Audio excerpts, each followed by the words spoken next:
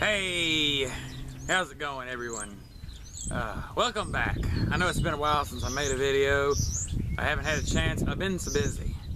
My gosh, busy. But anyway, I have had this promised for a while, and I just haven't had a chance or the right weather to get out and do this. Anyway, I am doing a full review of my 2012 Ford Flex that I bought in December. Yes, I guess this is a 90-day review. I've had it probably 3 months, well, just a few days shy of 3 months, and I've almost put 2,000 miles on it. Yeah, it doesn't get driven very much. But so far, I haven't really found too many things that I do not like about it that I haven't been able to fix on my own. Also, one thing I'd like to mention is its wide stance. Kind of has an aggressive stance, actually. But don't let it fool you, and don't be afraid of it. This vehicle is very easy to drive. For its size, anyone would be able to drive it. It's just that easy to maneuver, that easy to handle. First off, this is 2012 option package 201A, pearl blue metallic on Ingo silver metallic two-tone. The body, I like the body, I like the design. I'd actually thought that if I was able to find a black one or a white one that I would do the wood grain package, but the blue with the two-tone, it would not look good that way. The grill, I did not like the grill that came in it. The original grill was the 3-spoked or 3-tine grill with the great big huge emblem in it, the blue oval. I didn't like that, and plus I thought that the letters on the 13s and 14s were kind of neat, so I thought that I would go with that instead. And of course, and I also added the lower 2 grills, and they were kind of tough to do the installation, but it was well worth it. And I got all that together as a package, and I bought these from Amazon from a seller from a Ford dealership in California. Of course, P235 60R18. They're almost new. They were new when I bought it. The dealership that had it, that put it in the auction that it was bought of, put the tires on it, according to the Carfax report. Power rear hatch. There's a button here. You probably can't see it too well. I can't get down here to show you, but you just push it and the hatch opens on its own. And of course, seats fold down. I added the cargo net. Right here is the button that flips. You push it and an alarm sounds to let you know the hatch is going down. I didn't really like the power hatch. I just see bad things like a motor burning out. I would have just as soon it had a manual hatch, but I'll live with it. And just push it one time, and the hatch goes down.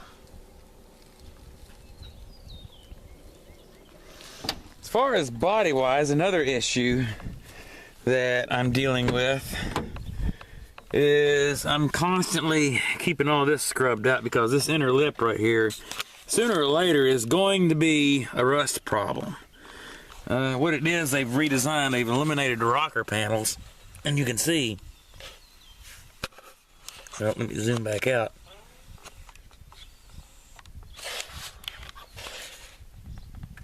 What has happened is they have eliminated the rocker panels and kind of shaped the door, kind of take the place of the rocker panels.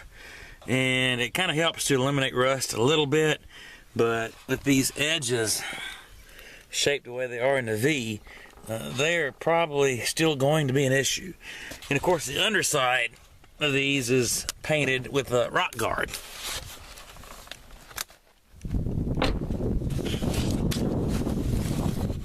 On the inside, the thing that I did not like was the easy access.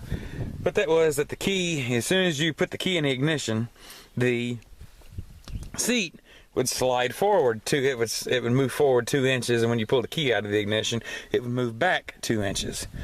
And I was just afraid that there would be something that would just get stuck down in a seat track or something like that, and that would really mess the motor up or something bad, throw a seat out of the track out of alignment or something. So I disabled that, which after I figured out how to do it, it wasn't all that hard. What you do is you place the key in the ignition, you turn it on, and you push the setup, and it brings you up to a menu right here in the info center, and you just thumb through it, and when you find a selection you want, it'll read easy access, yes or no, and of course you push the reset button over here, and it'll highlight no, and you've turned it off.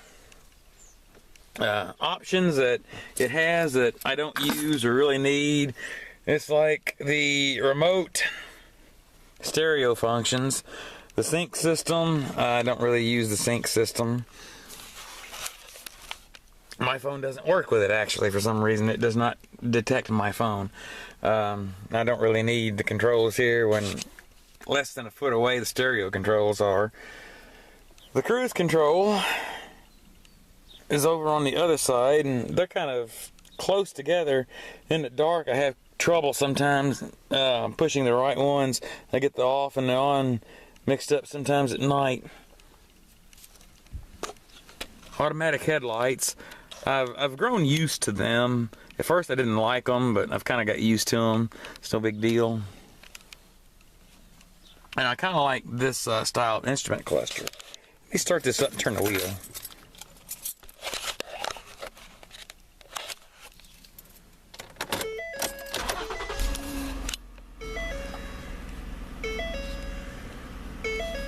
Yeah, I kind of like this instrument cluster versus the 13s and the 14s where it has the one speedometer in the middle and the gauges offset to the side.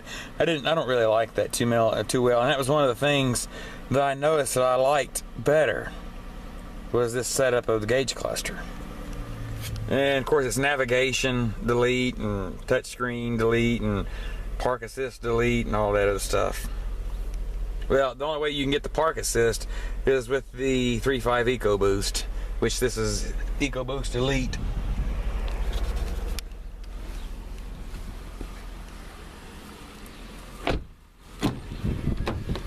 And of course inside, I'm not going to flip the seats down, but you pull, let's see, okay, this here, you twist this handle, the seat back flips down, and you pull the lanyard and it folds over. There's plenty of room back here for hauling about anything you'd want to. Oh yeah, I just vacuumed it today and cleaned it out. Cup holders galore. And a junk catcher. 110 volt AC outlet plus a 12 volt AC outlet. Rear controls for the heat and AC. Sorry, I couldn't hardly get up. I don't really like the door panels.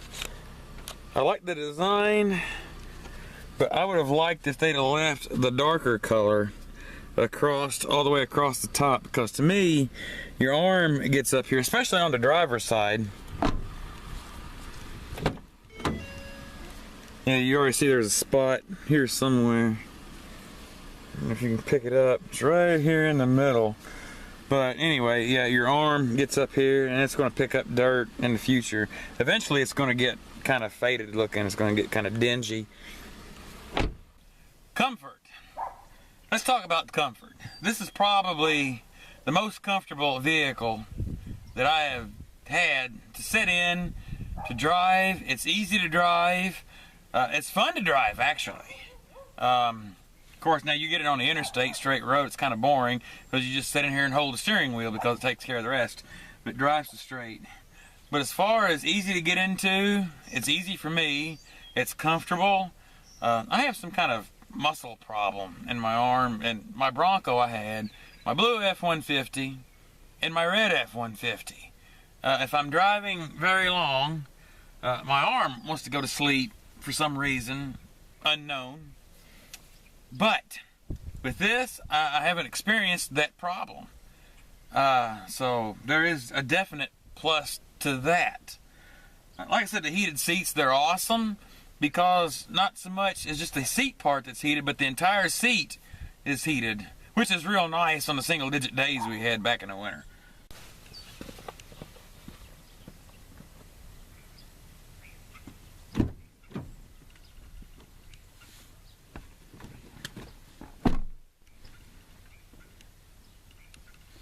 There's room everywhere.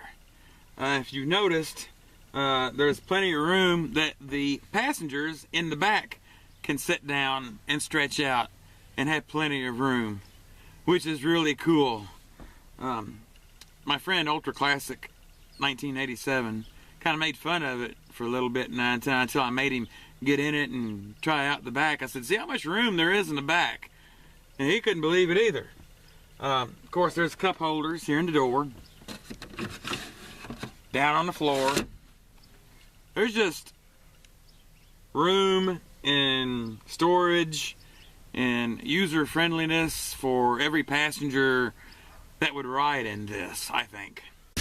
So in a nutshell, what do I think of the Flex? I love it. It's a great truck. It's titled as a truck.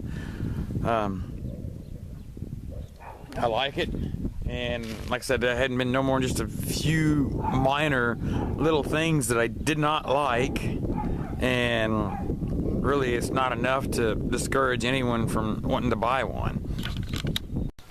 Would I recommend one to anyone? Definitely. Anyone who has a family, or even a single person such as I that doesn't really have a family or anything, or use any passengers. Would I recommend one? Definitely. It's fun to drive. You have all kinds of room if you'd ever need it. So really, it would just be a great vehicle to have just in general. So anyway, without further ado, that is my short, simple review of my 2012 Ford Flex SEL. Option package 201A. Pearl blue metallic, Ingo silver metallic, two-tone. Of course, I've already went over that. Anyway, like I said, it's a short review, and hope you like it. And like I said, I've been promising this for a while, but just now getting around to doing this. Anyway, so that's about all for this video, and I thank you all for watching.